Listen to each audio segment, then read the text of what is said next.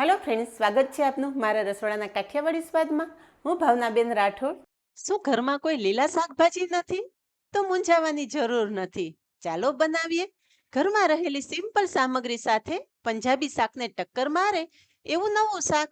શાક બનાવવા માટે ગેસ પર કડાઈમાં 4 ટેબલસ્પૂન જેટલું તેલ ઉમેરશું. તેલ ગરમ થતા અડધી ચમચી જીરું, અડધી ચમચી રાઈ ઉમેરશું. રાઈ જીરું સરસ ફૂટે ને એક લીલા મરચાના ટુકડા ઉમેરી દેશું. સાથે જ આપણે 8 થી 10 મીઠા લીમડાના પાન ઉમેરશું અને ચપટી જેટલી હિંગ ઉમેરશું. બધું સારી રીતે કકડી જાય ને એટલે એક મીડિયમ સાઇઝની ડુંગળી સમારીને રાખેલી છે એ ઉમેરી દેશું. ગેસની ફ્લેમ એકદમ ધીમી રાખી અને ડુંગળીને સરસ સાંતળી લેશું. ડુંગળી ગોલ્ડન બ્રાઉન થાય ને ત્યાં સુધી સાંતળી લેશું. તો તમે જુઓ કે ડુંગળી એકદમ મસ્ત સંતળાઈ ગઈ છે. તો 2 મીડિયમ સાઇઝના ટમેટા પણ બારીક ચોપ કરીને લીધેલા છે એ ઉમેરી દેશું. બંને સામગ્રીને સારી રીતે સાંતળી લેશું. હવે મસાલા કરી લેશું. તો 1.5 ચમચી લાલ મરચું, અડધી ચમચી હળદર, અડધી ચમચી ધાણા જીરું, સ્વાદ પ્રમાણે મીઠું અને ચપટી જેટલો ગરમ મસાલો ઉમેરશું. મસાલા પણ એકદમ સરસ મિક્સ કરી લેશું. આ ટાઈમે ગેસની ફ્લેમ એકદમ ધીમી જ રાખવાની છે. ફ્રેન્ડ્સ, ધીમા ગેસે શાક બનાવશો ને તો શાક વધારે સ્વાદિષ્ટ તૈયાર થશે. થોડી વાર ઢાંકણ ઢાંકી દેશું જેથી બધા જ મસાલા ડુંગળી ટમેટા સાથે એકદમ સરસ સેટ થઈ જાય. તો તમે જુઓ કે બધું જ તેલ છૂટું પડી ગયું છે અને આપણી મસાલા ડુંગળી ટમેટા સાથે એકદમ મસ્ત સંતળાઈ ગયા છે. તમે જુઓ ફ્રેન્ડ્સ કે ચમચો ફેરવવા છતાં પણ તેલ બધું છૂટું ને છૂટું જ રહે છે. આ રીતે તમારા મસાલા સંતળાયેલા હશે ને તો શાક વધારે સ્વાદિષ્ટ તૈયાર થશે.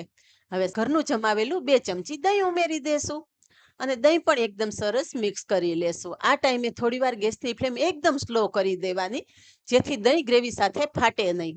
થોડીવાર ઢાંકણ ઢાંકી દેશું. અહીંયા તમે જુઓ કે દહીં મસાલા સાથે સરસ મિક્સ થઈ ગયું છે અને એકદમ મસ્ત સુગંધ પણ આવી રહી છે.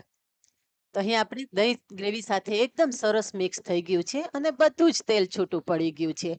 તો હવે આપણે આગળ જે સામગ્રી ઉમેરવાની છે ને એના માટે ગ્રેવી થોડી પાતળી કરવી જરૂરી છે. તો અડધા કપ જેટલું પાણી આપણે અત્યારે કડાઈમાં ઉમેરી દેશું. પાણી ઉમેરીએ ને ત્યારે ગેસની ફ્લેમ થોડી વાર ફાસ્ટ કરશું જેથી આપણી ગ્રેવી ઝડપથી ઉકળી જાય. હવે અહીંયા તમે જુઓ કે પરફેક્ટ ગ્રેવી તૈયાર થઈ ગઈ છે.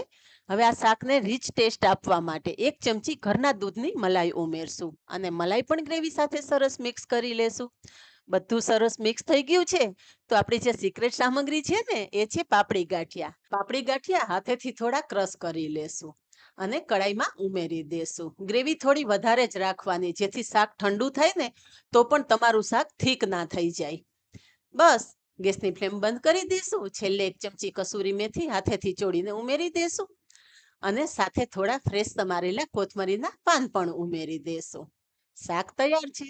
ફ્રેન્ડ્સ, વિડીયો પસંદ આવ્યો હોય તો વિડીયોને લાઇક, શેર અને સબસ્ક્રાઇબ કરી પાસે રહેલું બેલ પ્રેસ કરજો જેથી આવનારા નવા વિડીયો સૌથી પહેલા આપને મળે. આજે બસ આટલું જ. મળીએ નેક્સ્ટ વિડીયોમાં. ત્યાં સુધી બાય. Thank you.